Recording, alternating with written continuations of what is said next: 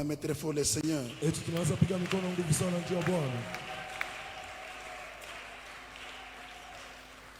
J'étais en train de demander à l'église d'acclamer très fort le Seigneur, notre roi. Le Dieu qui nous sauve. Le Dieu qui nous délivre. Merci, que Dieu soit loué. Encore merci à Dieu pour ce temps merveilleux qu'il vient de nous accorder. En dépit de toutes les batailles auxquelles nous sommes affrontés, il nous donne la victoire. Et aussi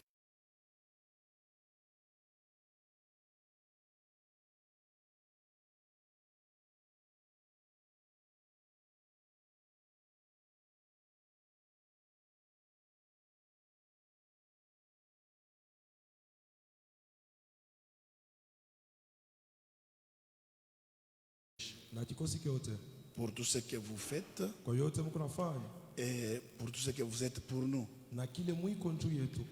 Que Dieu vous bénisse sincèrement. Nous sommes en train de parler sur le ministère du Saint-Esprit. Le ministère du Saint-Esprit. Et nous bénissons le Seigneur parce que il est en train de nous consoler par ce travail. Depuis qu'on a commencé la semaine passée, il y a des consolations importantes qui s'opèrent. Et je crois que le Saint-Esprit ne sera pas indifférent à nos problèmes, indifférent à tout ce que nous faisons comme travail.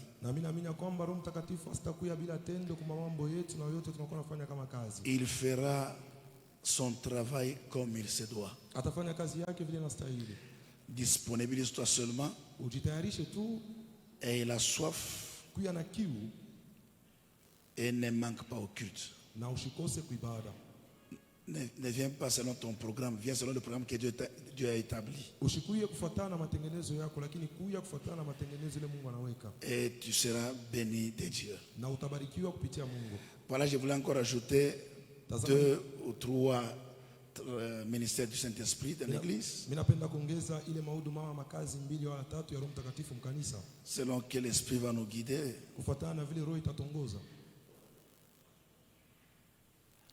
Je sais, Dieu continue à travailler en nous. Et ce que nous disons, ce n'est pas tout. Mais à partir de ce que nous avons dit, tu peux aussi développer, passant par la connaissance que tu as et l'inspiration que tu as de Dieu.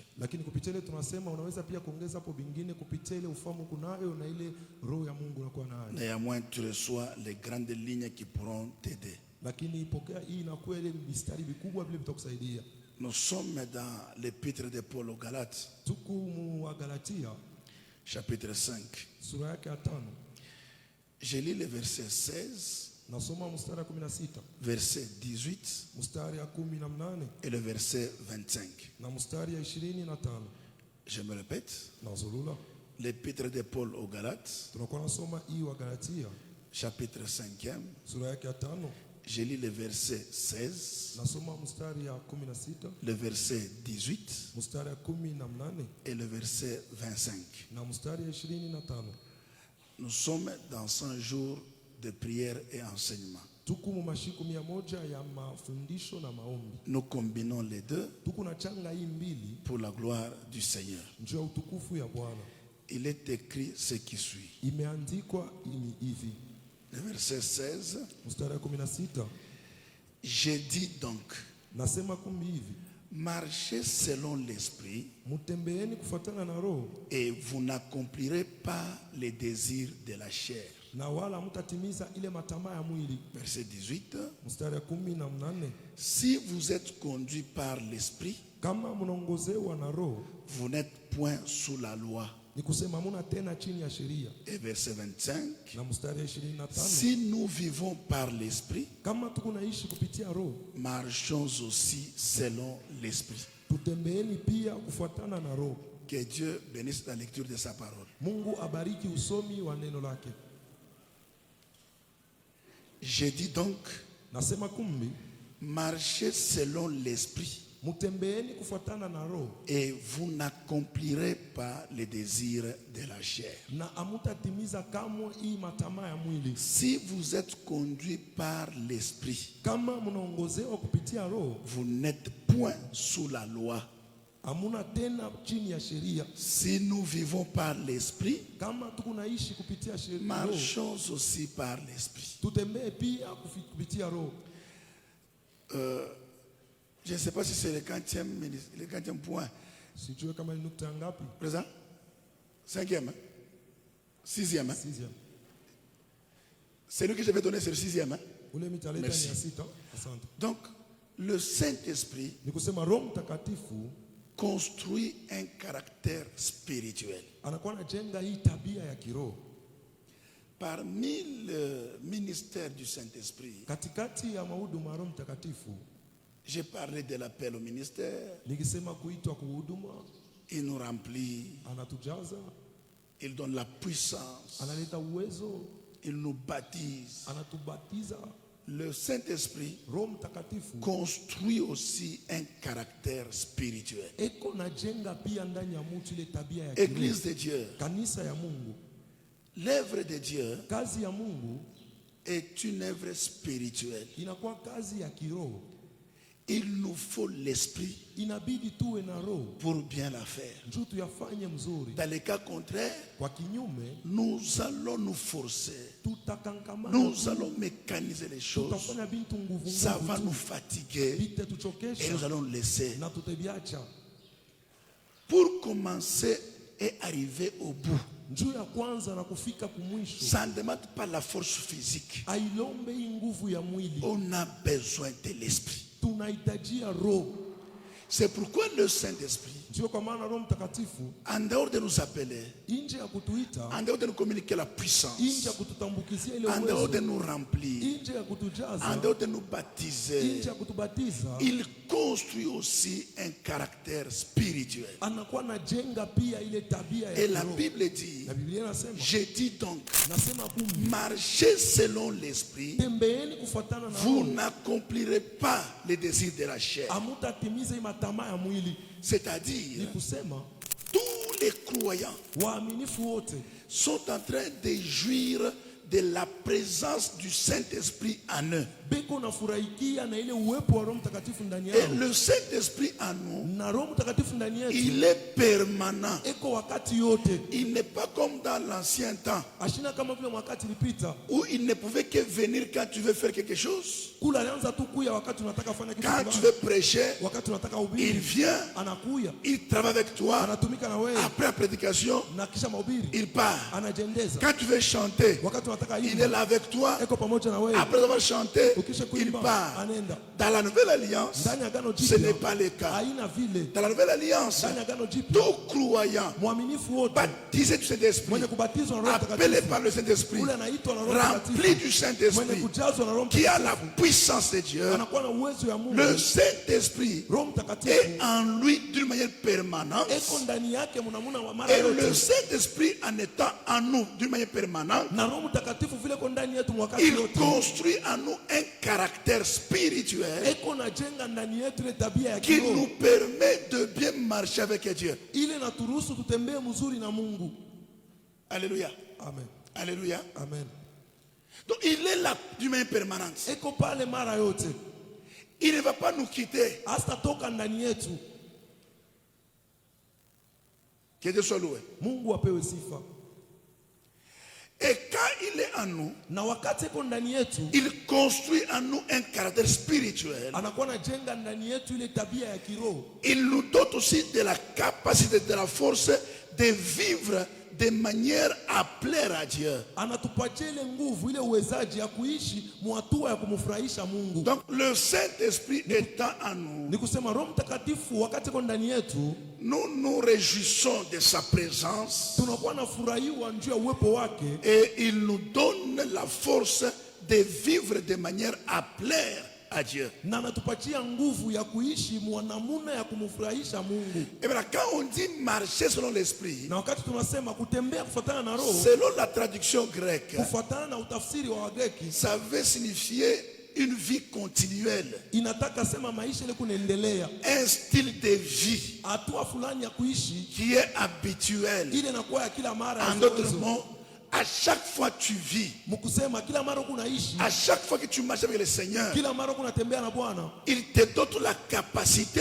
anakupatia ile uwezaji de faire les choses, ya kufanya vitu, de parler, ya kusema, de te comporter ya de kujiongoza manière à plaire à Dieu. munamuna ya kumpendeza Et Mungu. plus tu plais à Dieu, Na zaidi kunampendeza plus Mungu, Dieu t'agrée na zaidi Mungu et il te donne anakubali, ce que ton cœur désire. na nakupatia kile moyo yako inataka. C'est pourquoi la Bible dit, Ndio kwa maana Biblia inasema il faut que celui qui s'approche de Dieu inabidi unamkaribia Mungu, croie que Dieu existe amini ya kusema Mungu et kwako, qu'il est le rémunérateur de ceux qui le cherchent. na ni yeko nalipa wale weko namtafuta. Maintenant, en s'approchant de Dieu, Sasa mkomkaribia Mungu, on ne doit pas s'approcher pêle-mêle hatuwezi kukaribia paka vile ou tu bien vaille que mfujo vaille. wala mfujo. Nous nous approchons de manière dont le Saint-Esprit nous communique, Tuko namkaribia mnamuna ile Roho Mtakatifu avec anatutambulizia, un comportement nous communiqué par le na Saint-Esprit ile tabia Roho Mtakatifu anatupatia qui plaît au Seigneur, inamfurahisha Bwana. afin que Dieu nous agrée Njoo Mungu atukubali et qu'il nous donne ce que nos cœurs désirent. na tupatie ile moyo yetu inataka. Pour dire, Njoo kusema de toi-même, wewe tu mwenyewe ne sauras pas te comporter comme Dieu veut. hautaweza kujiongoza vile Mungu anapenda, Tu ne sauras pas parler comme Dieu veut. hautaweza kusema vile Mungu Il anapenda. te faut le Saint-Esprit Inabidi kuwe na Roho Mtakatifu en toi, ndani yako de manière permanente, wakati yote, afin qu'il construise en toi un caractère spirituel, njoo ajenge ndani yako ile tabia ya afin kiroho, qu'il te communique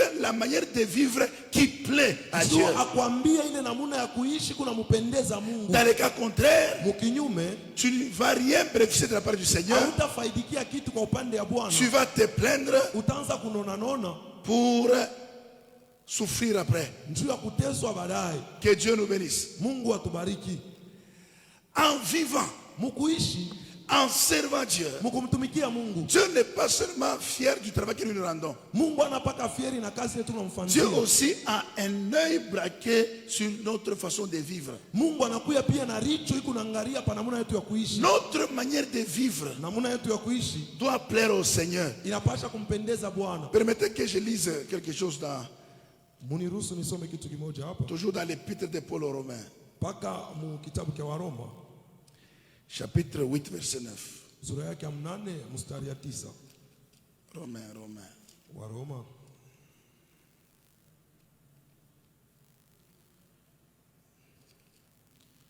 Il est dit ceci, Romains 8, 9. inasema hivi mkitabu cha Waroma 8 mpaka 9.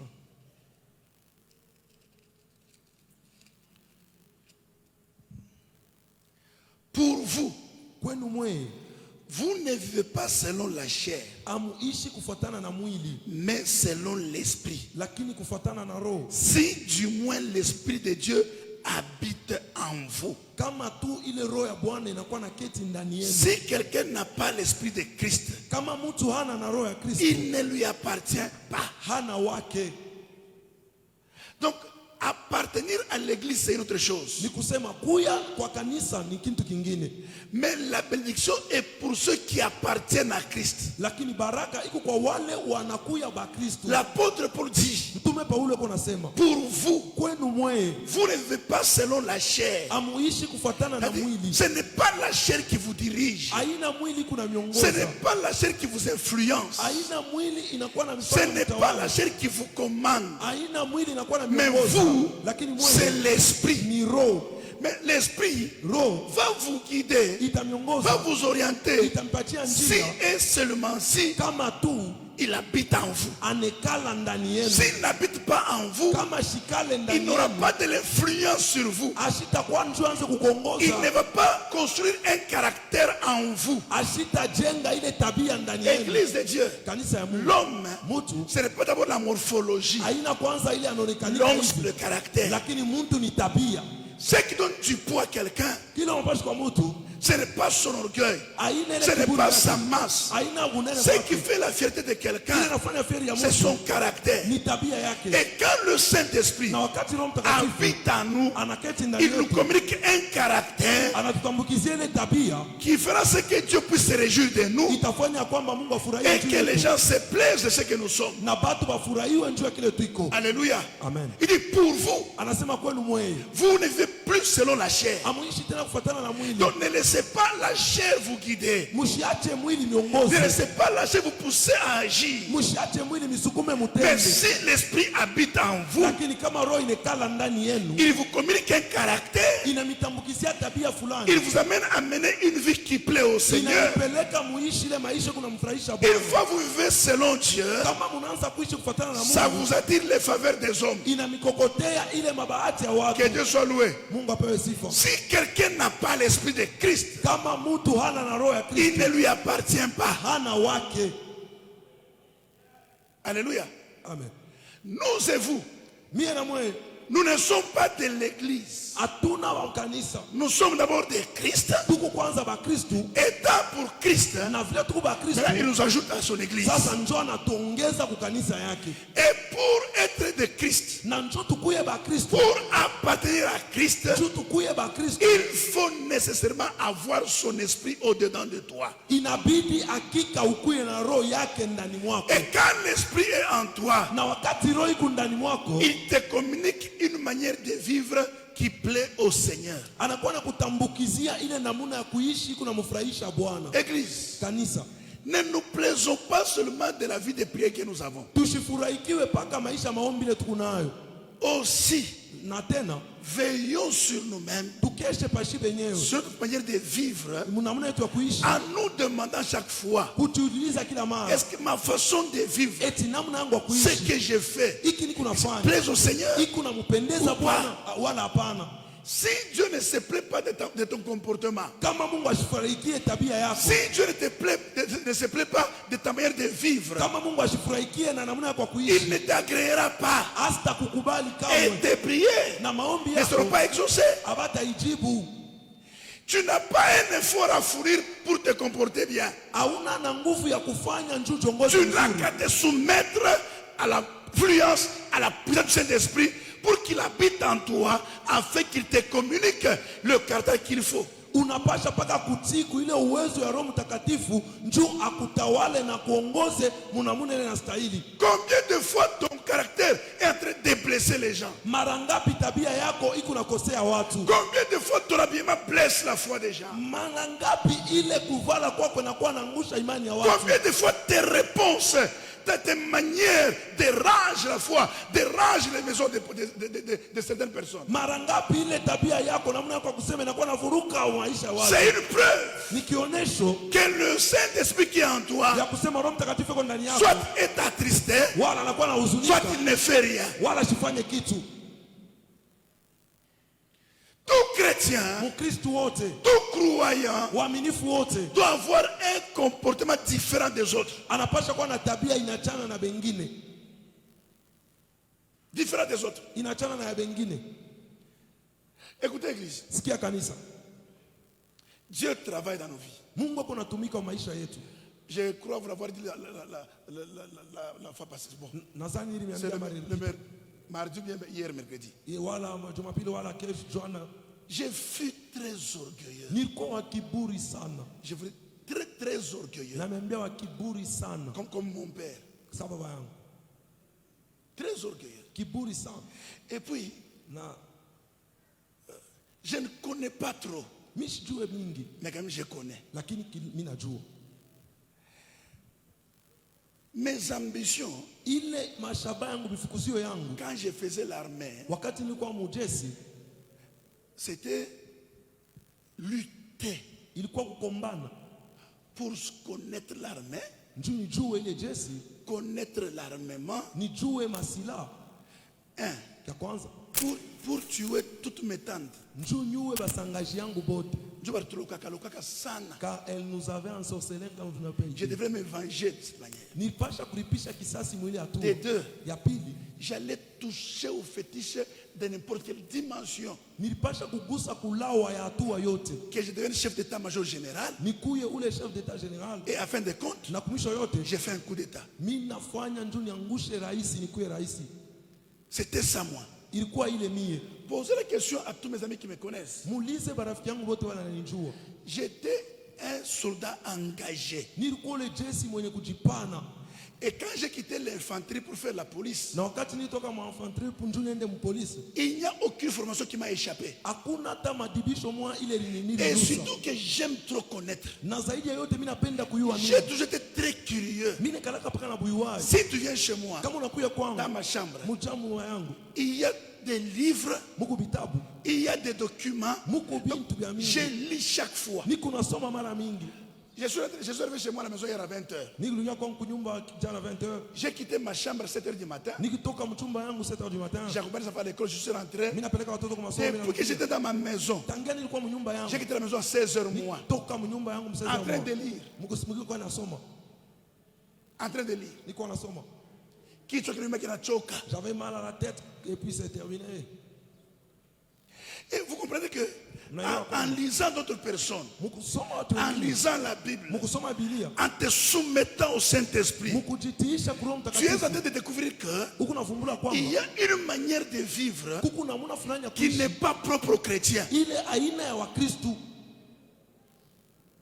Alléluia. Amen. Même si tu es seul, Hata kama uko peke yako, unaweza kucontrôler na namna kwa kuwaza tu contrôles même ta façon de réfléchir. hii haina Mkristo. Ça c'est pas la Hii chrétienté. haina namna pa kufanya. Ça ça passe. C'est le travail du Saint-Esprit dans un chrétien. Ni roho ya Roho Mtakatifu maisha ya Mais Mkristo. quand tu es libre, Lakini kama uko huru, je crois que quelqu'un atenda kuanda kubantu eko na 100,000 mfuko. un jour tu iras chez les gens, tu as 100 000. Beko na njala, beko na lia kulia, batoto bazo pour les vies. Les enfants sont vraiment gentils. Mungu akwe na mwe pamoja. Que Dieu soit avec vous. Mungu ameshindi. Que Dieu vous apporte la victoire. Mais kuna 100,000 mfuko. Mais tu as 5 000 dans ta poche. Kisha unabacha na njala unaenda kwa maombi. Et puis tu les laisses affamer, tu pars à la prière. Atoachane na balevite na basacrificateurs Nous ne sommes pas différents des Lévites et des sacrificateurs. qui allaient tenir un séminaire. Barenda kufanya ile semina. Et puis je pense que le thème était l'amour. Na nzani ile kishine ilikuwa mapendo. Il a déjà préparé dans son agenda l'amour. Acha kuandika bien mapendo. L'amour donne, l'amour pardonne, Mapendo l'amour inaleta, patiente. inavumilia, Et on a ile mahubiri mulikuwa Il a hapa. cette prédication. Mais il a c'est mon sincère. vie yake. Et ce n'est pas dans sa vie. Et ile mahubiri mu agenda. Il a cette prédication. Mais il a dans mon son vie agenda, mais c'est pas dans sa vie. J'ai pris ce soir Naomba hii que jioni, le Saint-Esprit Roho Mtakatifu ne fasse pas seulement de toi prédicateur, asikufanye mpaka mais mhubiri, qu'il fasse de toi prédication. akufanye wewe ukuye mahubiri. La Bible dit nous sommes des lettres vivantes.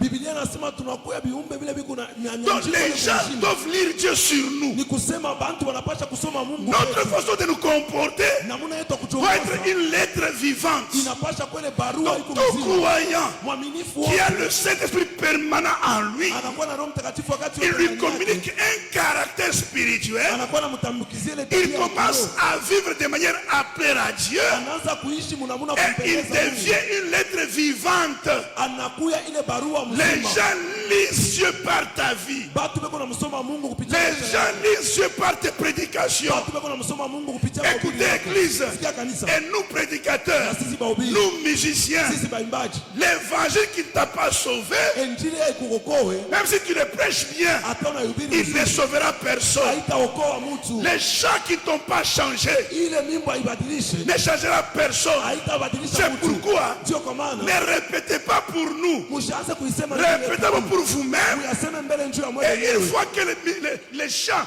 vous travaillent, Ile mara mimbo na mitumika mwenyewe convertissent, inamibadilisha. venez nous chanter votre vie, votre conversion. Mkuye mutuimbie maisha yenu, mabadiliko yenu. La force d'un prédicateur, Nguvu ya mhubiri ce ne sont pas les écritures, haina mianjiko, mais c'est ta vie. lakini maisha yako.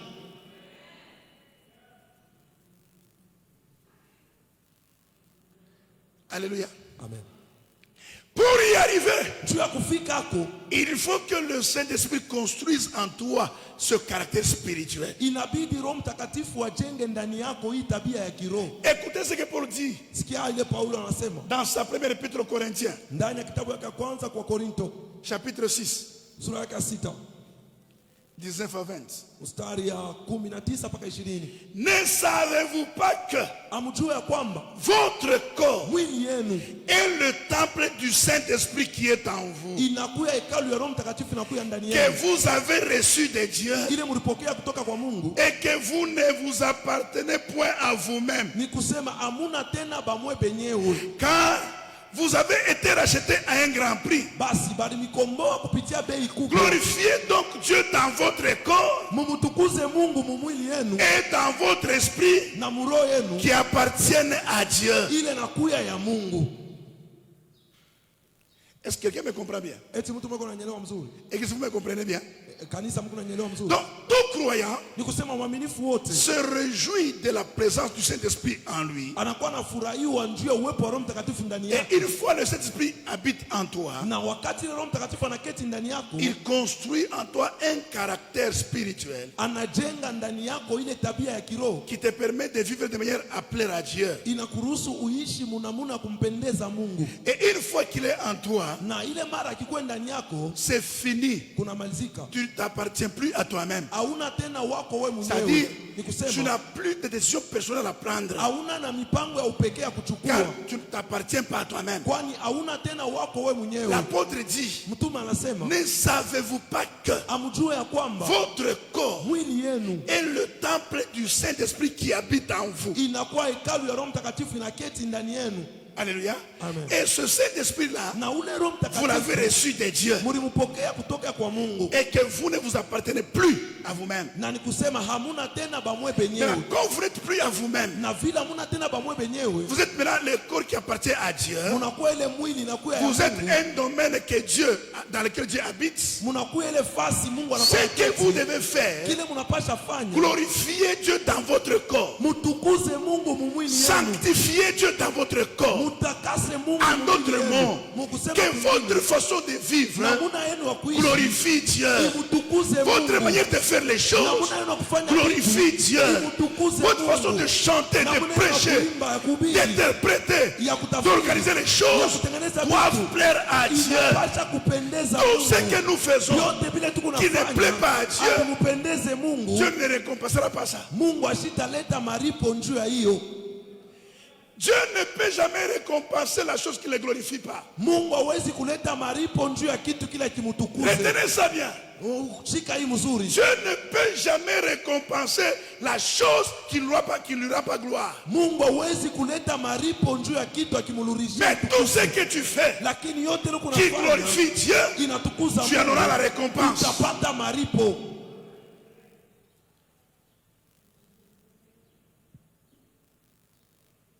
Donc, ne fais rien Ni kusema usifanye parce kitu qu'on te force. juu beko na kukasisha. Ne fais rien Usifanye parce qu'on kitu t'a exhorté. juu balikusukutisha.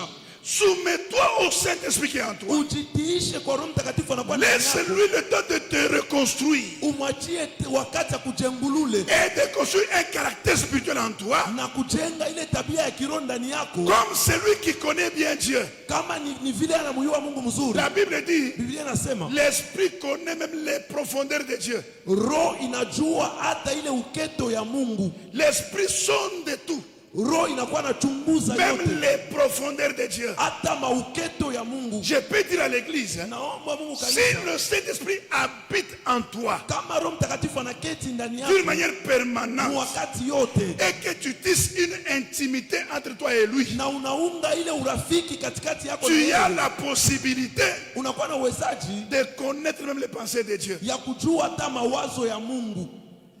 Et quand tu connais les pensées de Dieu, Na wakati unajua mawazo ya Mungu, il est difficile de t'inquiéter ou bien d'être agité. inakuwa kiume ukuye, inakuwa kigumu ukose kuya na Car kutokutulia, tu connais bien ce que Dieu pense pour toi kwani unajua mzuri ile Mungu anakuwa na waza njuu et ce yako que Dieu désire te donner. na ile Mungu anapendelea kupatia.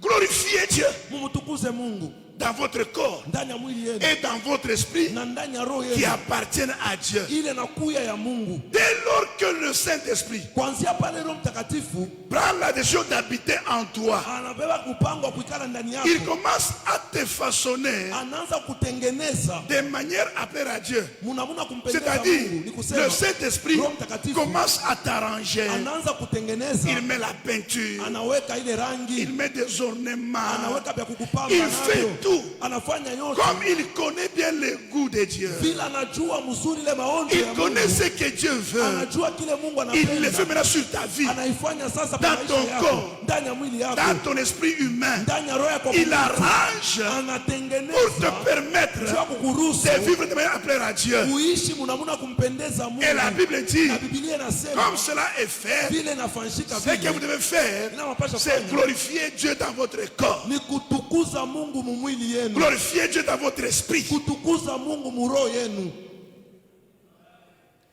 Donc, tout ce que nous faisons Ni kusema yote ile tuko doit nafanya rendre gloire au Seigneur. inapasha kurudisha utukufu kwa Bwana. Tout. Yote. Que Dieu soit loué. Mungu apewe sifa.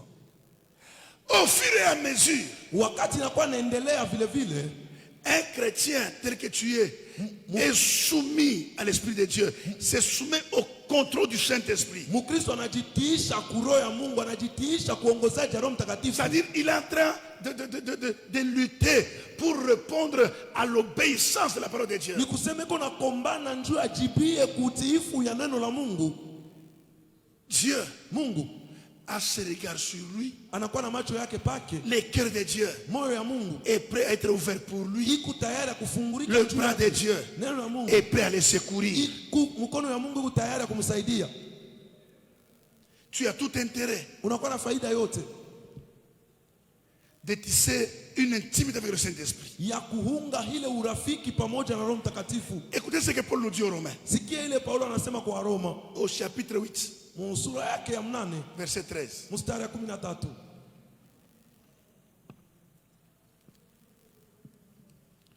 Il dit, Anasema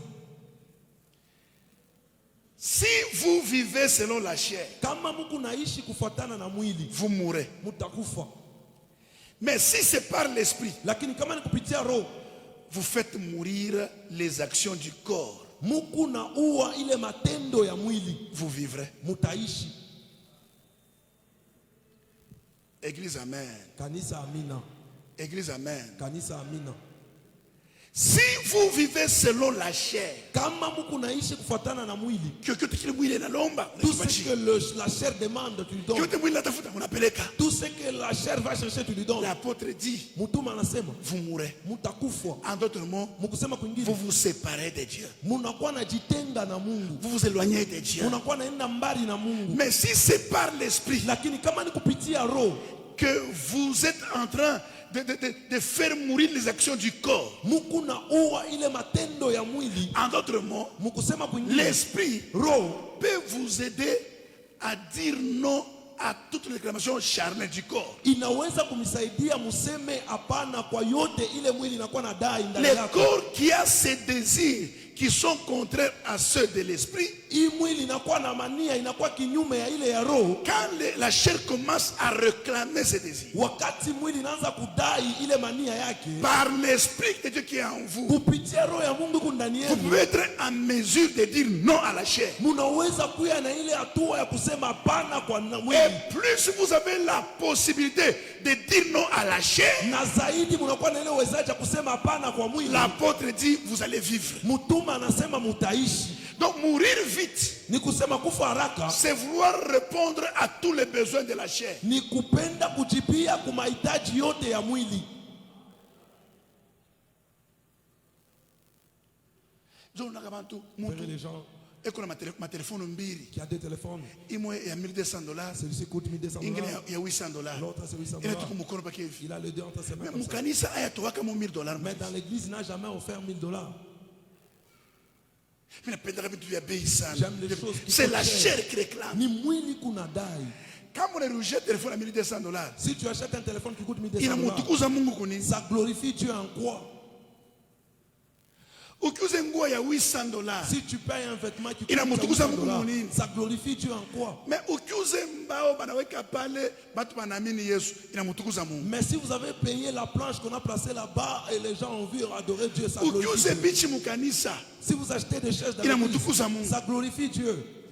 Kama mtu anataka kudepenser njuu yake, Si une personne veut dépenser pour elle-même, hapa mwa kisorotaki, on ne l'exhorte pas. Mais juu ya kurepondre kwa besoin ya Mungu, Mais pour répondre aux besoins de Dieu, il faut exhortation mirefu il sana. faudrait des longues Il faut mela exhortations. kawaza na kuwaza. Il faudrait réfléchir, Afanye puisse makalkule. faire des calculs. Mais pas kufanya pa maisha yako. Mais pour le faire sur ta Pas vie, kurepondre kwa besoin ya mwili. pour répondre aux besoins Pour de les ton faire corps, facilement. tu les fais, il faut na kepe si yote. Un jour, j'ai fait un rêve. Siku mwa mina pata ndoto, J'appelle celle de l'église. mina ita dada mwa mkanisa, Je lui dis, mina mwambia fais de ton mieux fanya mwako mote avant la fin de ce mois. kabla hii mwezi imalizike, Donne à Dieu quelque chose. umpatie Mungu kitu kimoja. Dieu m'a dit, il va t'épargner à un danger. Mungu ananiambia atakuepushia hatari fulani. Pendant que je me préparais pour prier pour toi, Wakati nilikuwa najitayarisha njoo mais nikombee, l'Esprit me dit lakini roho inaniambia de te dire de faire un sacrifice. nikwambie ufanye ile zabiu.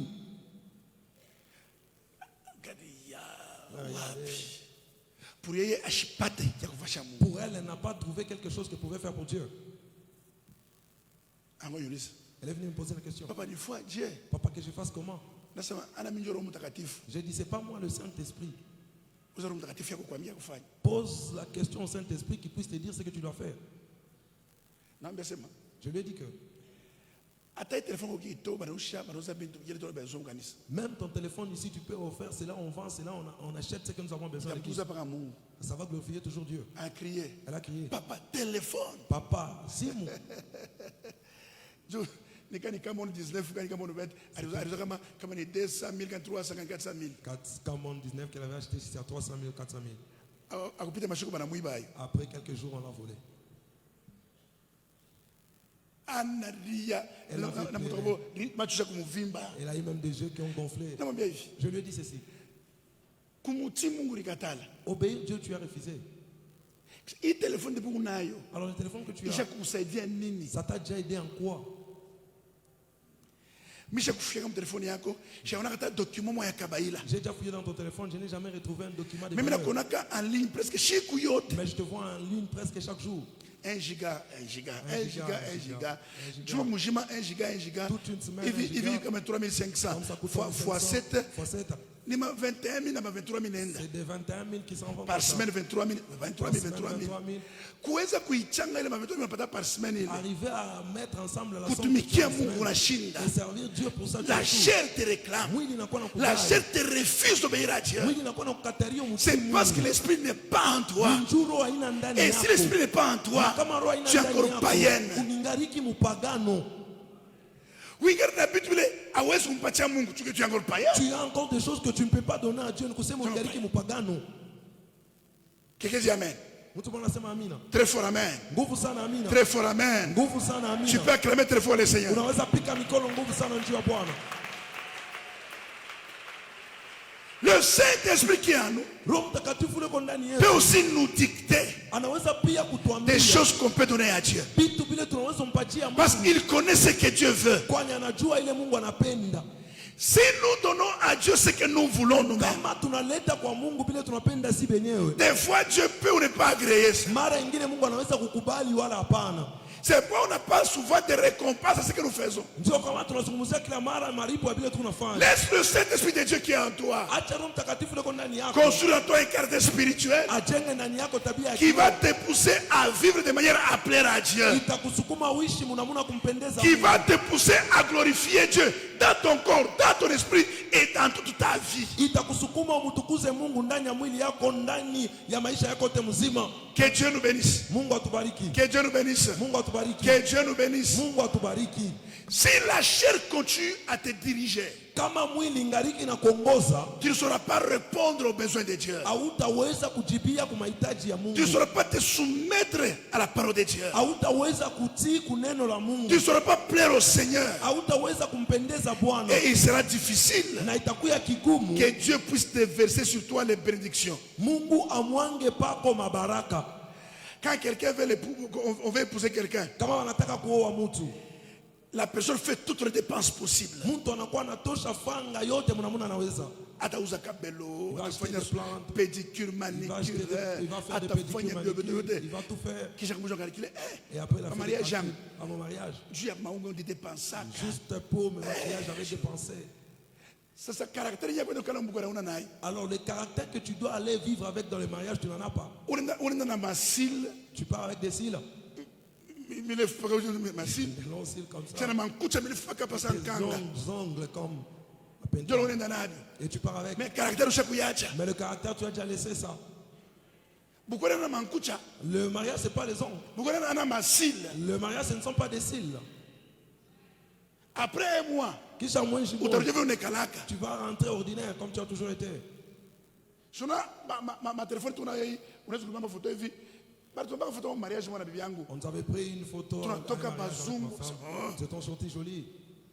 Na mshaka na doni wewe. J'ai dit, on m'a dit, c'est toi. Sasa shima tuanze kupita na mbalabala. Les gens vont commencer à passer en cours de route. Data bonjour, bonjour. Regardez, bonjour. Je t'ai vu, je Ni ne connais pas. Je comprends. Mweushi ni ma megapixel ya benye ya masamusungu ile inakutakatisha. J'ai un jeune frère à moi qui a sa femme jusqu'aujourd'hui, mais on a testé, mais on a testé. Et qu'on a vu que jusqu'aujourd'hui il souffre. Alors on peut pas par Facebook. Il avait trouvé sur Facebook. Pas ma demande d'amitié. Toujours avec des demandes d'amitié. Invitation. On lui a envoyé une invitation, elle a accepté. Il a regardé sur Facebook. Quand mon frère est conducteur, Vile ndugu anakuwa na bulula gari. et on a tourné la traque pour entreprise à beau. Ils sont avec un trac à son entreprise en train de en cours de route, il a regardé. Il a regardé. Il a regardé sur son téléphone. Il dit, c'est pas celle-là. Il s'est arrêté. Bonjour, bonjour. Jambo, jambo. C'est vous, Saint-Tige? Je dis oui. Il a regardé. C'est toi et moi. Il dit oui. C'est moi et moi de Facebook. Dit oui. Ils ont commencé l'amour. Ils ont vraiment souffert. Avec cet amour sur Facebook, qu'est-ce que moi je vais faire? Refuser, tu ne vas pas refuser avec des enfants, vous irez où avec? Pas rester avec. Dieu aidant, il vient encore de mettre au monde. Vous allez rester toujours avec elle. La chair. Mwili. Si tu ne laisses pas au Saint-Esprit de travailler et tu laisses la chair faire son travail, c'est la mort. Tu veux vivre. Laisse le Saint-Esprit te guider. Laisse-le t'orienter. Et tu vivras longtemps. La Bible dit, dans le livre qu'on a lu avec vous, dans Galates 5, au verset 18, il dit, si vous êtes conduit par l'Esprit, vous n'êtes point sous la loi. C'est-à-dire, l'apôtre Paul nous dit il y a un choix à faire. Ou soit tu te laisses conduire par le Saint-Esprit, il t'amène à la glorification éternelle, il te communique les attitudes spirituelles qui plaisent à Dieu. Ou soit tu choisis de rester sous la loi, sous le régime de la loi, qui ne peut jamais produire en toi des belles attitudes qui peuvent plaire à Dieu. C'est ton choix. Si vous êtes conduit par l'Esprit de Dieu, vous n'êtes plus sous la loi. Église, choisissons de rester du bon côté. C'est quoi le bon côté? Rester sous l'influence du Saint-Esprit. Laissez le Saint-Esprit construire en nous un caractère spirituel qui est important. Tu verras que tu vivras très bien et très à l'aise. Et le septième travail du Saint-Esprit, c'est choisir les responsables, les véritables dirigeants.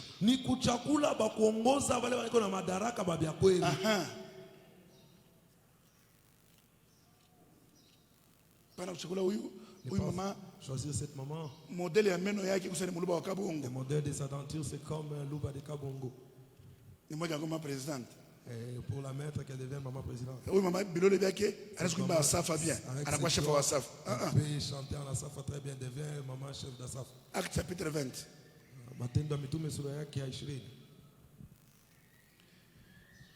Verset 28.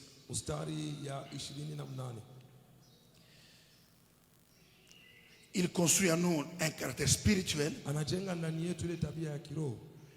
qui nous permet de nous conduire de manière à plaire à Dieu,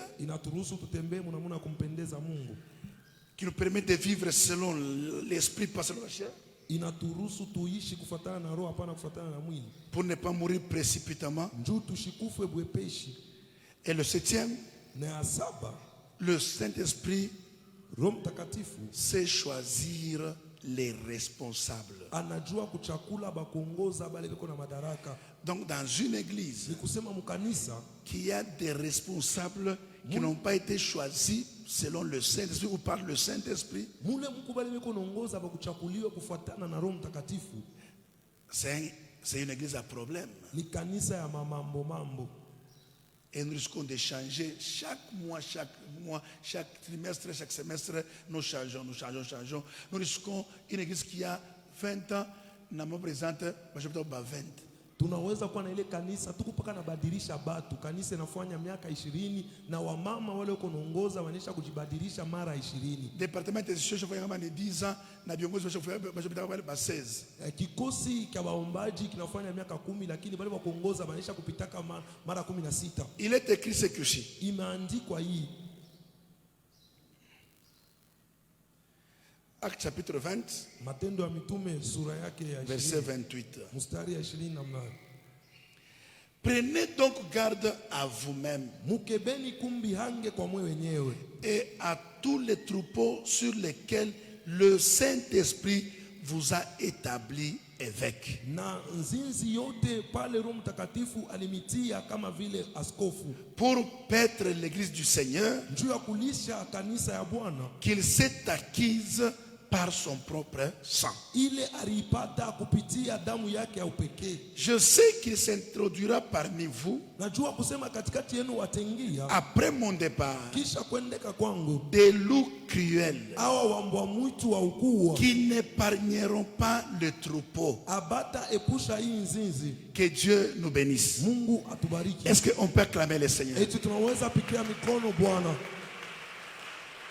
Merci. Asante.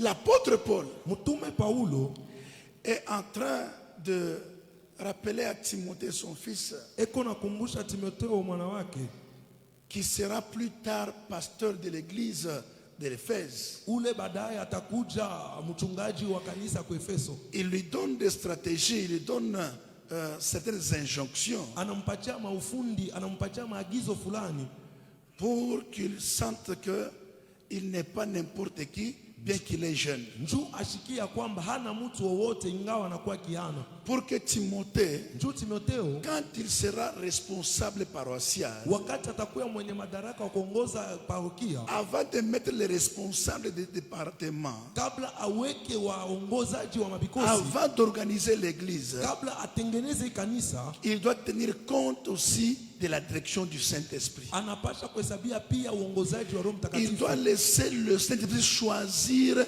ceux qui peuvent bien diriger. Anapasha kuacha Roho Mtakatifu achakule wale wanaweza kuongoza mzuri. Il y a des gens qu'on a pris parce que leur apparence prouvait qu'ils sont quelque chose. Et nous avons été déçus.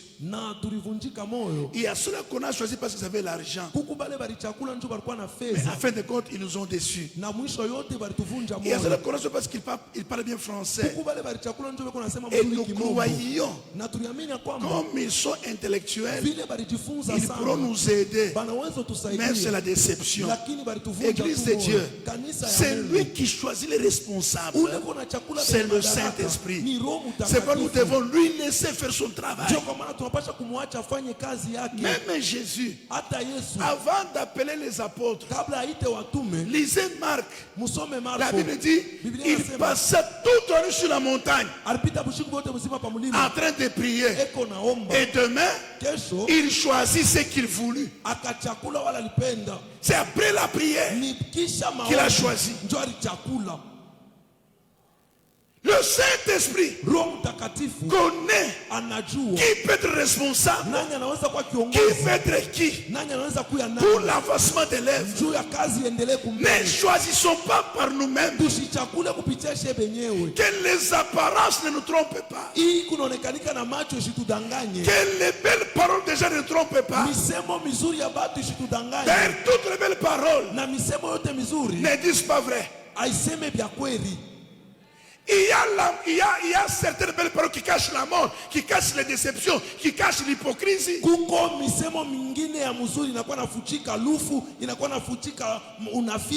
Pourquoi certains leaders de nos églises souffrent aujourd'hui?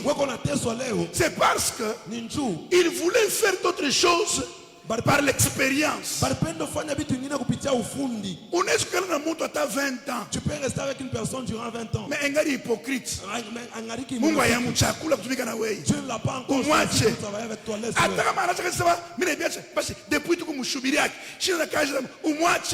Tu n'es pas venu à l'église pour être diacre. Tu n'es pas venu pour être ancien, ni prêtre. Tu es venu à l'église pour écouter la parole et attendre qui se va te prendre. Même s'il dit que depuis que je suis ici, on ne me donne pas de fonction, je vais abandonner. Laisse-le abandonner. Tu n'es pas venu à l'église pour qu'on te donne des fonctions, mais tu es venu pour suivre Christ. Dieu ne t'a pas sauvé pour que tu sois diacre. Dieu ne t'a pas sauvé pour que tu sois ancien. Dieu ne t'a pas sauvé pour que tu sois présidente.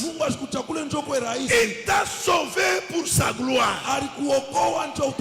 Qui que tu sois, quel que soit les rangs que tu occupes à l'église, tu dois savoir, tu as été sauvé pour glorifier Dieu, pour adorer Dieu.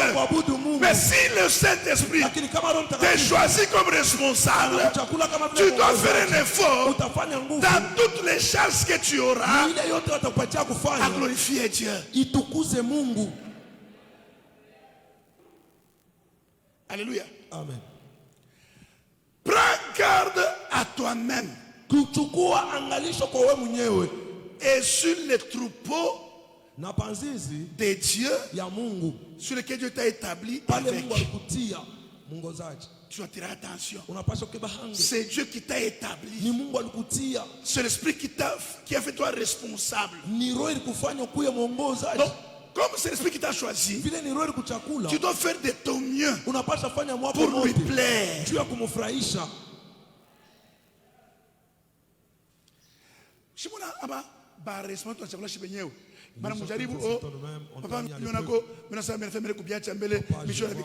Que je vais abandonner. Je peux abandonner un peu. Moi, depuis que je suis pasteur, on m'a déjà insulté. On m'a déjà calmé. Mais je suis toujours pasteur en train de prêcher. Je continue à prêcher. Seulement toi, tu as fait 2 mois en tant que maman présidente. À cause de ces mamans qui ont la tétitesse. Papa, je dois abandonner parce que ma mère ne m'écoute pas. Va te pendre. Tu n'es pas normal. Prends garde à toi-même. En d'autres mots, tu dois savoir que le Saint-Esprit qui t'a choisi comme responsable, il n'a pas fait par hasard. Il sait qu'en toi, il y a les atouts pour accomplir ses responsabilités. Tu dois veiller sur toi et sur les troupeaux. Les troupeaux appartiennent à Dieu, mais Dieu t'a établi ce troupeau. C'est pourquoi même les gens que Dieu va choisir à côté de toi, que tu vas établir avec différentes charges sur le peuple,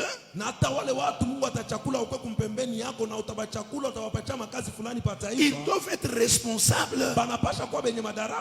Ils doivent réussir à veiller sur l'église de Dieu, à veiller sur les troupeaux. Écoute, tu es président de l'intercession, c'est-à-dire tu es pasteur de ce département. Tu dois veiller. Un responsable, on l'établit c'est pour la sécurité de son troupeau. Et comment sécuriser ton troupeau? C'est en lui donnant un enseignement véritable, une doctrine véritable. C'est pourquoi on ne doit pas laisser n'importe qui parler aux brebis. Parce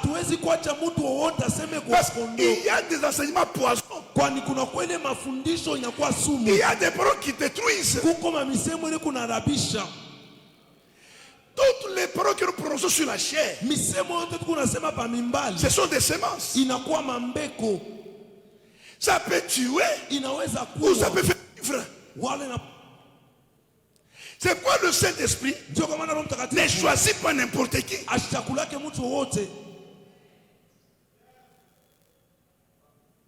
Alléluia, Église. Amen, Église. Ce sont les paroles que Paul est en train de dire à Timothée, qui serait un jour pasteur à Éphèse. Tu es jeune, mais Dieu t'a choisi. Tu es riche, Dieu t'a choisi. Tu es illettré, Dieu t'a choisi. Tu es célibataire, Dieu t'a choisi. Tu es veuve, Dieu t'a choisi. Que ton état ne soit pas une raison de ne pas bien exercer tes responsabilités. Parce que ce n'est pas un hasard que tu sois choisi par le Saint-Esprit. Il est le seul qui ne peut jamais faire d'erreur. Il t'a choisi, sachant que tu es capable de faire ce qu'il peut. Si tu ne le fais pas, ça dit que tu ne veux pas.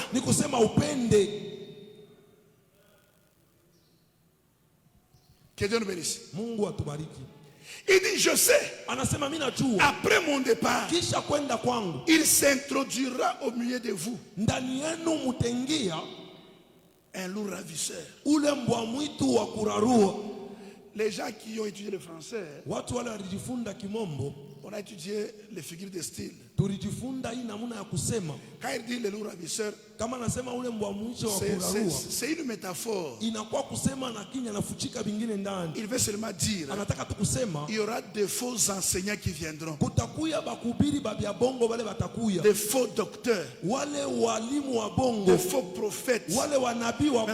Les responsables choisis par le Saint-Esprit doivent être en mesure de protéger les troupeaux contre les faux docteurs, contre les faux prophètes.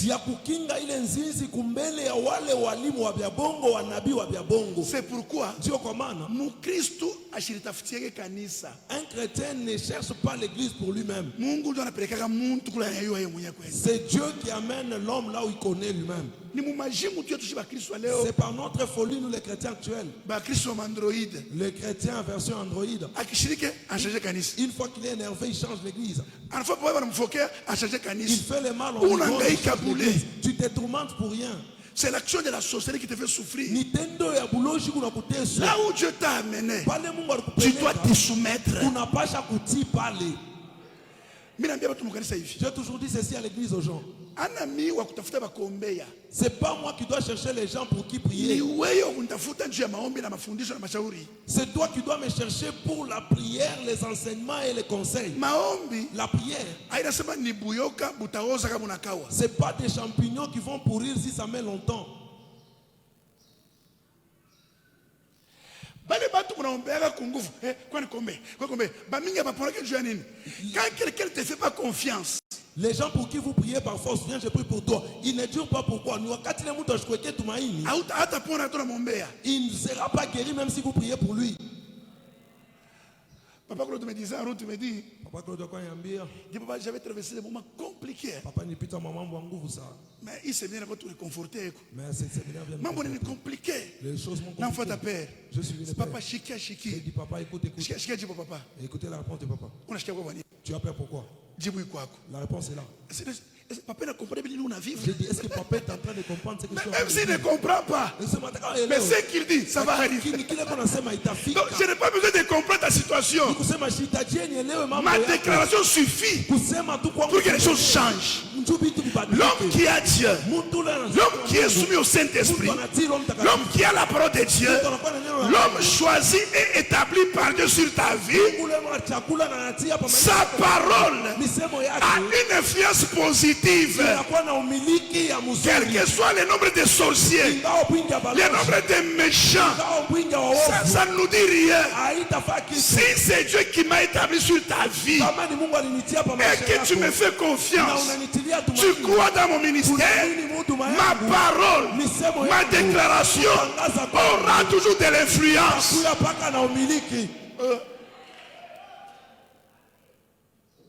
Est-ce que papa a compris bien? Est-ce que papa est en train de comprendre ce que je veux dire? Ou bien il ne va pas. Mais arrivé au mois de juillet, vite nous avons changé. Quand moi j'ai ça, les choses changent. Tellement chiou, je ne sais pas. Si c'est qui nous avait habitué à ça. Pour nous, une forte prière. Même les vannes. Après la prière. Aujourd'hui, je suis vraiment caché. Cassé.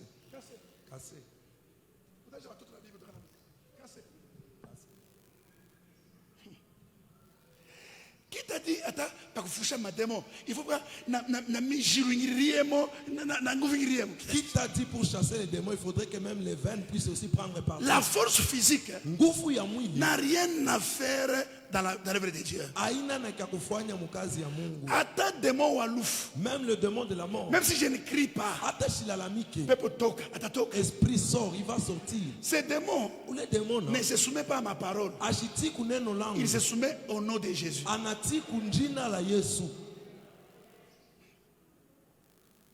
C'est quelque chose Baba, mujana Yesu.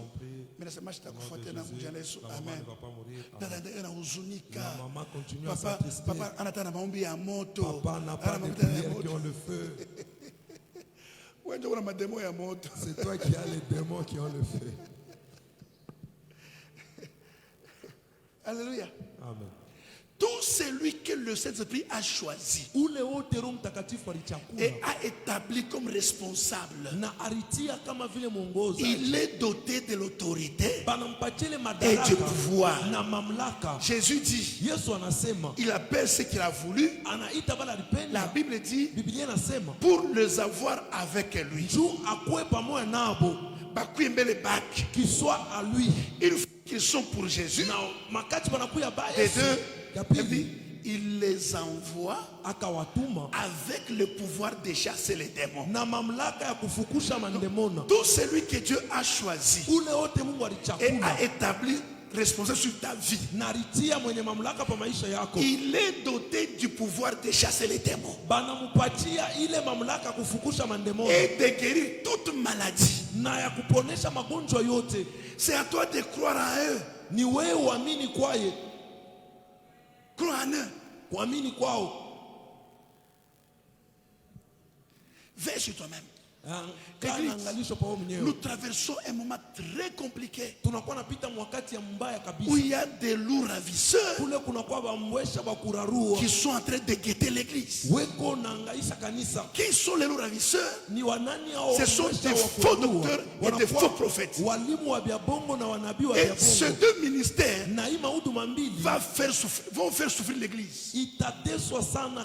C'est vous qui êtes choisis comme responsable. Vous devez sécuriser l'église en leur donnant une bonne doctrine, en prenant du temps avec vos départements, avec vos dirigés. Unapambia mambo ya Mungu ya biakweli. Mukuchukua wakati ya kuzungumza na bado kunaongoza en train de leur dire les choses de Dieu qui sont véridiques. Il n'y a pas les gens qui ont la force de marcher comme les faux docteurs et les faux prophètes. Ils savent soigner leur aspect. La veste, c'est la veste. La barbe, c'est la barbe. Dès qu'il apparaît devant vous, tu acceptes même. Attention. Même dans maison, c'est pas n'importe qui va y entrer parce qu'il parle en langue. Non. La Bible reconnaît qu'il y a des faux docteurs qui parlent bien, qui prophétisent bien, mais ce sont des faux. C'est pourquoi toi, tu n'es pas un bouc. Tu es une brebis. Brebis est un berger. Il est dans le troupeau. Tu te disperses comme une jupe godée. C'est partout tu pars. Ces jours, si tu n'avais pas tu t'éparpilles partout comme une jupe plissée. Que tu puisses aller chercher tes esprits là-bas et que tu nous amènes ça ici qu'on chasse. Veille sur toi-même. Quand il y a enseignement à l'église, viens avec ta Bible, ton carnet. Là où tu ne comprends pas, où lis ça? Mets la main en l'air, tu demandes. L'église c'est toute une école. Tu es venu pour apprendre. Vous savez, il y a des choses que la prière fait et certaines choses que la prière ne fait pas. C'est seulement ce que tu connais sur la parole de Dieu qui fera.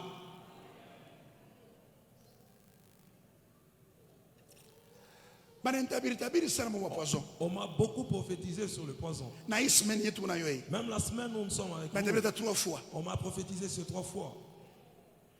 Alors apôtre, ni prophète flag. C'est un prophète.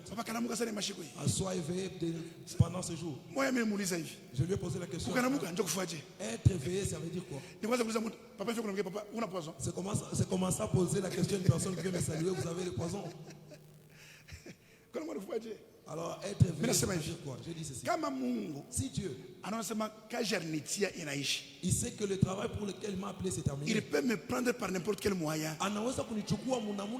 Mais ce que je sais, on peut m'empoisonner aujourd'hui. Je vais vivre même 50 ans sans Dieu. Je mourrai le jour où ma mission va terminer. C'est ainsi que je vais mourir. Papa Justin hier une soeur m'a appelé pour dire papa Justin, il avait des problèmes dans son mariage.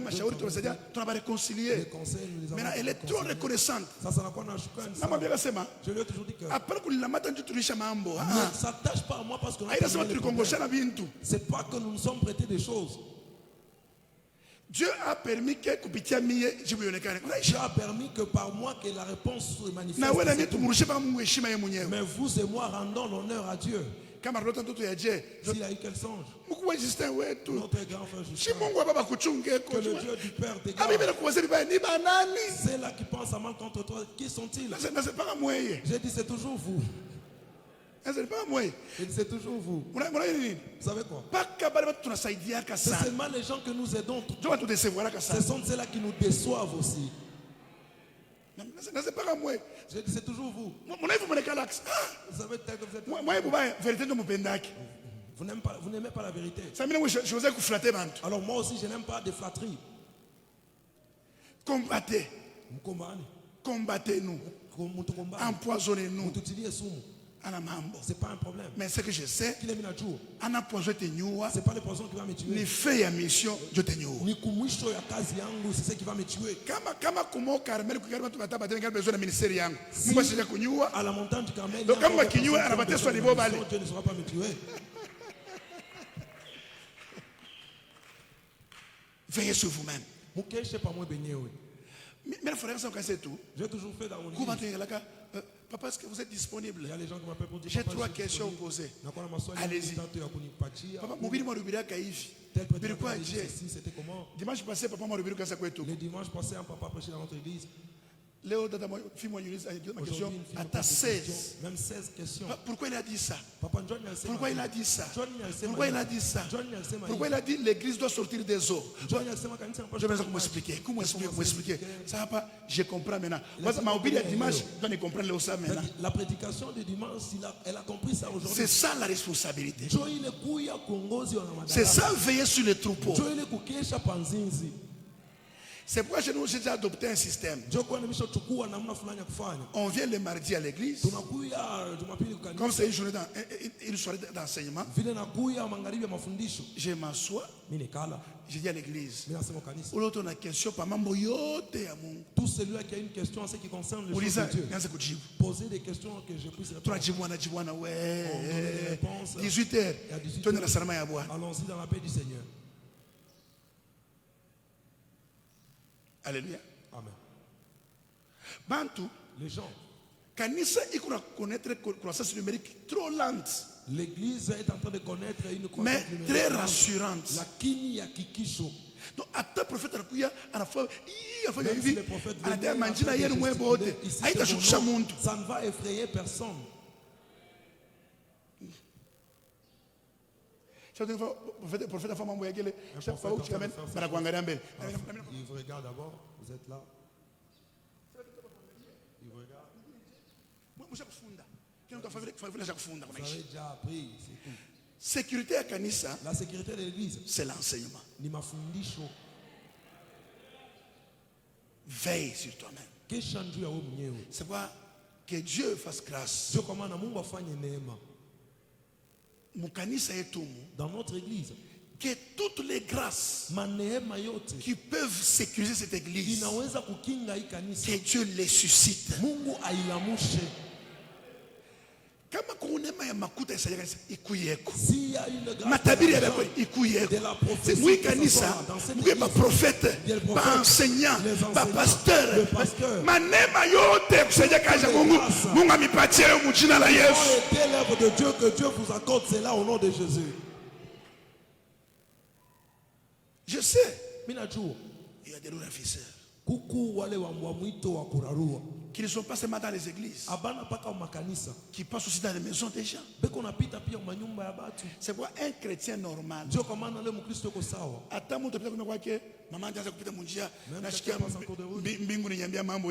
entendu le ciel me dire des choses qui vous concernent. Approchez papa sous la paillote. On va s'asseoir. Après avoir prié, papa, vous me permettez que j'appelle mon pasteur? Vous, si vous sortez sous la protection, n'importe qui vous fera du mal. Restez sous la sécurité de l'autorité que Dieu a établie sur vous. C'est lui faire part de tout ce qui t'arrive dans la vie. Bizuri na bibaya. Le bien ou le mal. Même si tu es tombé dans un normal, un chrétien normal, il vient dans son père, que mon Dieu hier je suis en train de qu'il puisse te gronder pour que tu puisses réellement savoir que celui-ci c'est mon père. Excusez-moi.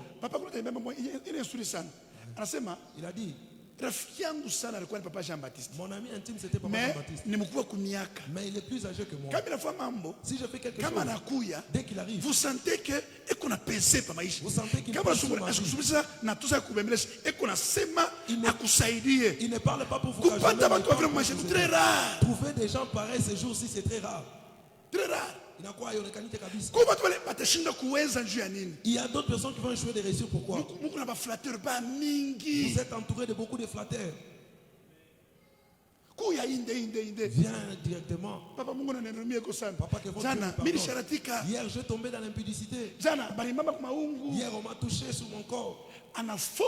Il tombe sur vous. Quand tu sens l'autorité paternelle, pastor kwa maisha yako una 1000 chances ya kuweza. Wakati unashikia ile madaraka de ton pasteur sur ta vie, là tu as 1000 chances pour réussir. Tu n'es pas ici par hasard. Hauna pas tout kwa bule hivi. Haina maladie rikuleta. C'est pas la maladie qui t'a Haina mambo rikuleta. C'est pas ton problème qui t'a Dieu t'a appelé en ce lieu parce qu'il y a des responsables que Dieu lui-même a choisi qui est établi sur ta vie. Kukubele wenye madaraka baongozi Mungu alichagua. Soumets-toi à ces responsables. Uti kubale madaraka. Tu seras à l'abri des loups ravisseurs. Utakuya mwenye kujikinga kwa hao mbwa mwito wanakuwa na rarua. J'ai lu un verset on se laisse. Nasoma shairi moja na tutaachana.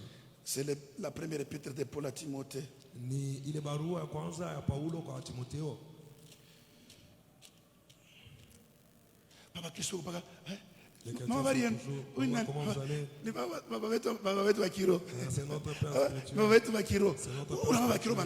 vous avez combien de pères spirituels?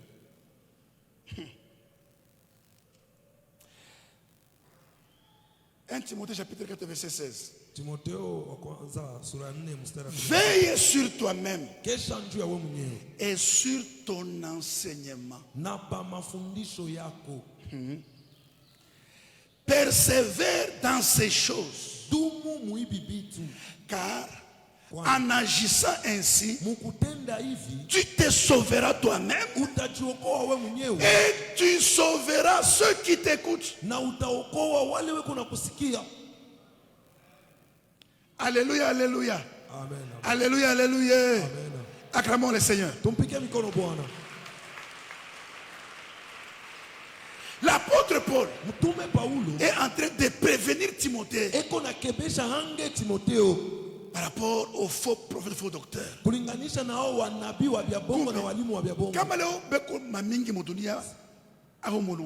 Si aujourd'hui ils n'ont pas commencé aujourd'hui, c'est depuis longtemps. Il dit à Timothée, tu dois persévérer à la lecture de la parole. Tu dois garder les dons. Ne néglige pas les dons qui sont en toi.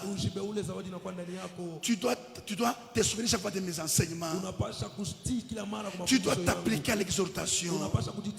Tu dois te discipliner. Et la chef au département. Tu es le chef du département. On pose la question où est Damamicho? Je ne sais pas ces derniers jours. Tu es un chef de quelle marque?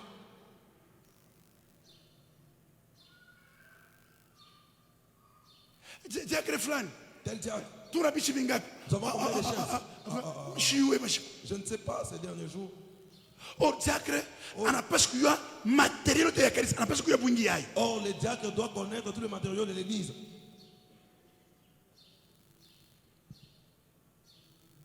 Que Dieu nous bénisse. Mungu akubariki. Que Dieu nous bénisse. Mungu atubariki. C'est-à-dire, les responsables établis bale baongozaji banaweka doivent sécuriser l'assemblée. Banapasha kukinga ile mkusanyiko. Doivent veiller sur les troupeaux. Banapasha kuketi pa ile nakuya enzi ya zinzi ya Mungu. Ils doivent aussi savoir c'est info. Banapasha kujua sema unyo ya bongo. Et l'épargner, l'écarter de l'assemblée. Qu'il ne puisse pas détruire le peuple de Dieu. Qu'il ne puisse pas dévorer le peuple de Dieu. Vous qui aimez lire, allez lire 2 Timothée chapitre 2 verset 20 à 21. Allez lire 1 Thessaloniciens chapitre 5 verset 12 à 13. Et vous lirez aussi Hébreux 13 17. J'ai lu Hébreux 13 17 et nous séparons. Nasoma Waebrania sura ya 13 mstari ya 17 na tunaachana. Hébreux 13 17. Waebrania sura ya 13 mstari ya 17.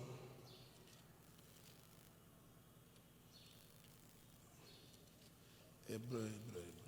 Waebrania.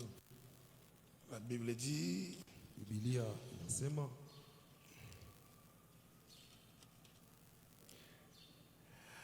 obéissez à vos conducteurs muti kubiongozi yenu et ayez pour eux de la déférence, na mukuye kumbele yabo na heshima, car ils veillent sur vos âmes. comme devant en rendre compte. Qu'il en soit ainsi, afin qu'il le fasse avec joie et non en gémissant, ce qui ne vous serait d'aucun avantage. Comme le Saint-Esprit a choisi des responsables, il les a établis sur le troupeau que nous sommes. Le Saint-Esprit nous demande de nos troupeaux d'avoir de la considération envers ces autorités établies, de nous approcher d'eux avec déférence. Nous devons les permettre de nous diriger avec joie et non en gémissant. Si on te dirige avec joie, si quelqu'un se sent heureux de te diriger, la Bible dit, alors là tu verras la bénédiction et la joie. Si on te conduit tout en s'attristant contre toi, tu n'auras aucun avantage. Ta soumission envers tes autorités, ton obéissance envers tes autorités, réjouir leur cœur,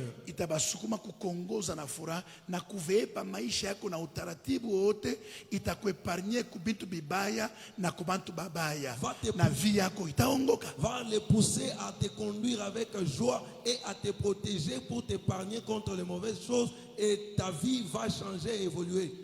Même si tu peux oublier tout ce que j'ai dit aujourd'hui, mais n'oublie pas Hébreux 13, 17. Respecte les responsables que Dieu a établis sur toi. La Bible dit, il veille sur vos âmes et ils vont rendre rapport.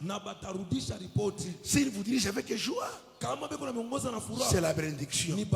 S'ils gémissent, c'est la malédiction. Pour toi qui es ici, que le Saint-Esprit te rende capable d'honorer, d'obéir, de te soumettre à tes autorités pour ta bénédiction. Pour ce soir, que le Dieu des cieux vous bénisse.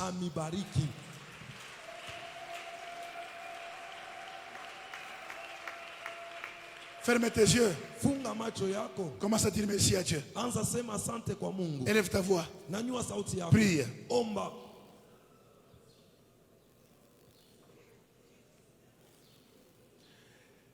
Prie. Remercie Dieu avant qu'on donne une seule requête de prière pour aujourd'hui. Ne sois pas pressé de quitter, car tu viens d'arriver.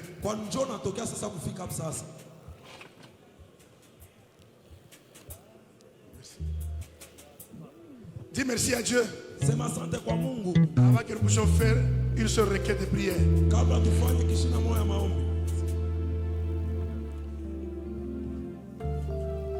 Zambe batela kanga pene pene Yesu wetenga ina kanisa kufana mokozi.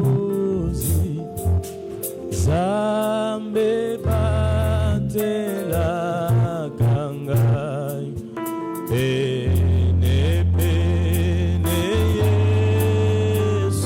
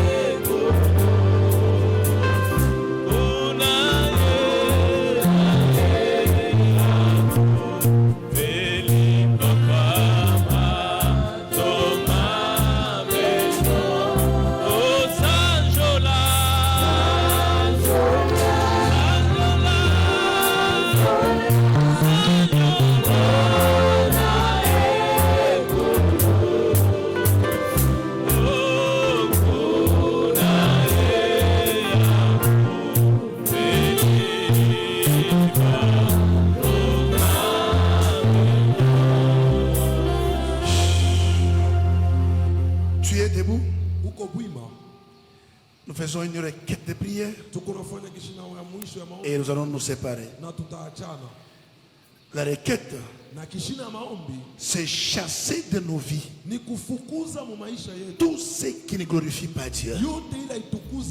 D'ailleurs, Jésus a dit, toute plante que mon Père n'a pas sémée sera déracinée et jetée au feu. J'aimerais que tu fasses une forte prière. Chasse de ta vie, chasse de ta foi chrétienne, chasse de ton mariage, chasse de ton boulot, tout ce qui ne glorifie pas Dieu. Ikuye bantu, ikuye maesprit, ikuye malari, fukusha yo mujina la Yesu. Pika mikono tuombe, haleluya. Tuombe mujina la Yesu. Tuombe mujina la Yesu.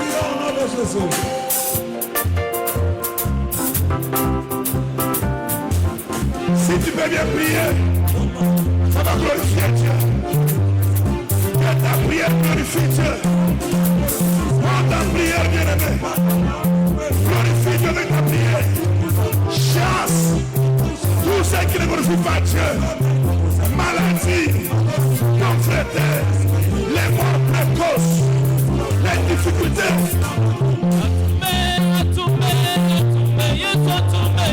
Le chômage, la pauvreté. Priez.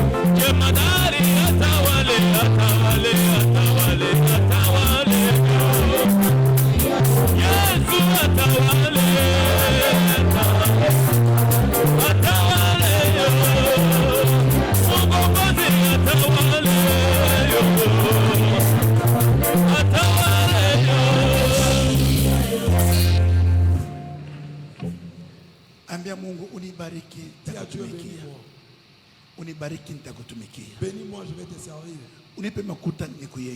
Donne-moi l'argent que je puisse construire pour toi. Donne-moi les dons que je te serve.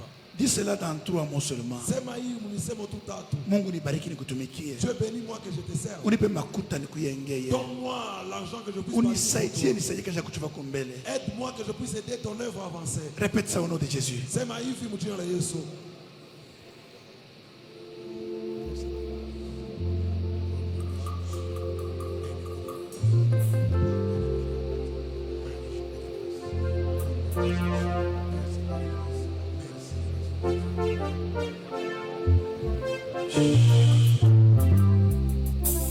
Que ta prière soit exaucée et que Dieu te donne ce que ton cœur désire. Toutes les prières que tu as adressées à Dieu, elles sont exaucées. Et tu verras les réactions de Dieu à ces prières. Que Dieu vous bénisse abondamment. Shalom, shalom.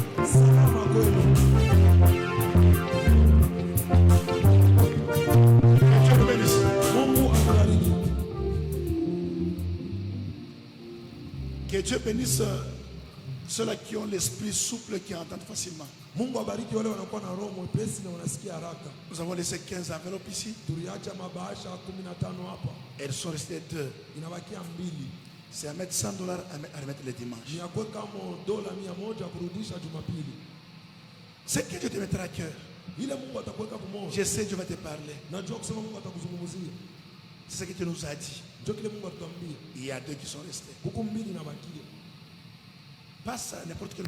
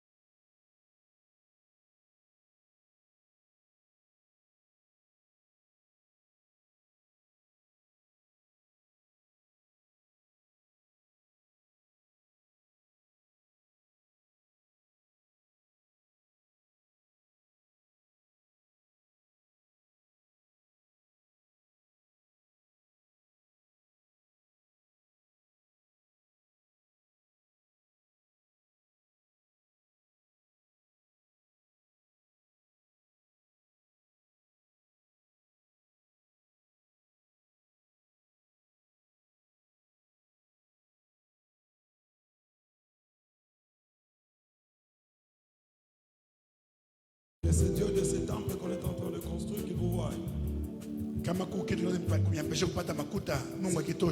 y a une chose qui vous empêche d'avoir l'argent, que Dieu enlève ça. S'il devrait y avoir un problème qui nécessite l'argent, que Dieu termine ses problèmes toujours là-bas. Et que tu trouves ton argent afin que tu glorifies avec Dieu.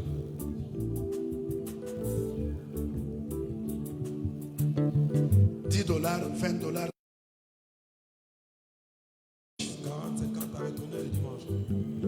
Que Dieu nous bénisse. bénisse. Sincèrement, merci de prendre le temps de nous écouter. Mungu akumbingu amikumbuke sana. Que le Dieu du ciel se souvienne de vous. Mungu atuchunge tuonana kesho. Que Dieu nous garde, nous allons nous revoir demain. Merci. Asante.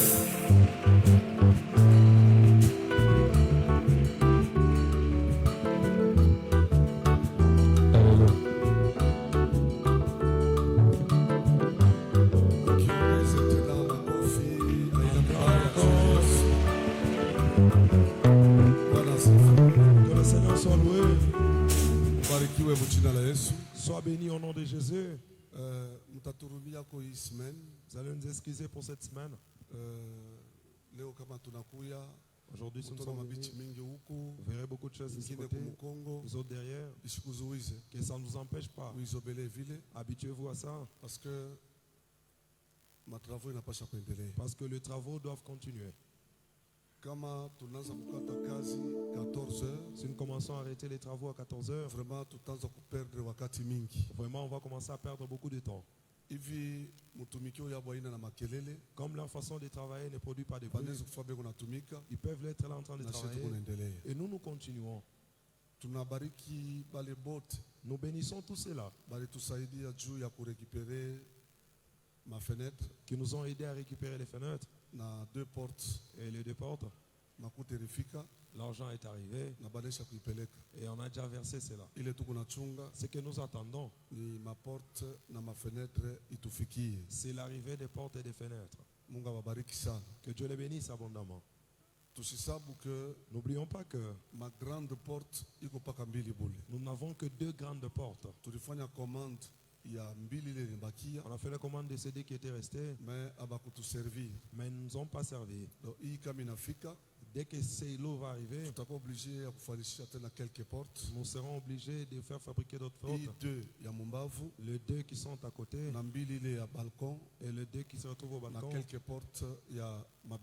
Et quelques portes pour nos bureaux. Ça, nous allons les faire du coup. Et dès que ça arrive, on va compléter sur ce qu'on a déjà fait fabriquer. Que Dieu vous bénisse. Nous disons que Dieu vous bénisse. Dès que ça arrive, directement nous allons fixer cela. Je crois que nous allons chercher ces frères.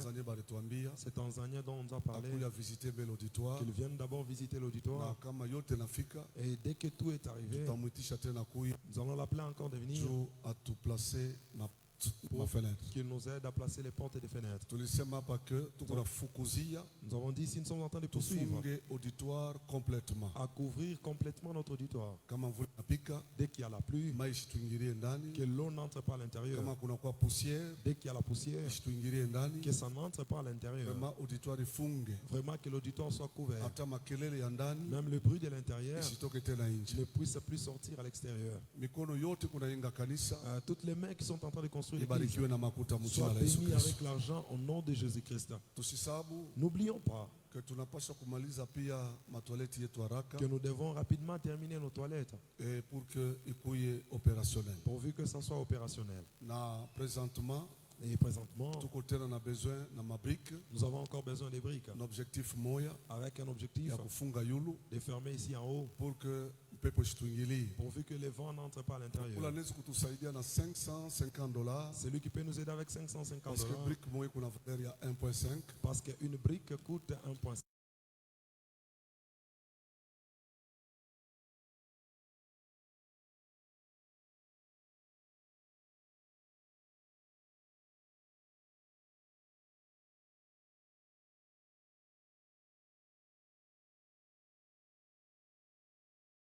Tu peux nous voir. Nous achetons et que ça arrive déjà pour placer ça ou commencer à construire. Que le Seigneur soit loué. Je crois qu'on n'a pas encore déposé l'offrande. Oui. Viens avec ton offrande. Tu payes ta dîme, tu restes ici devant, on prie pour toi. Participe à tous les services pourvu que tu puisses sortir avec une bénédiction au grand complet.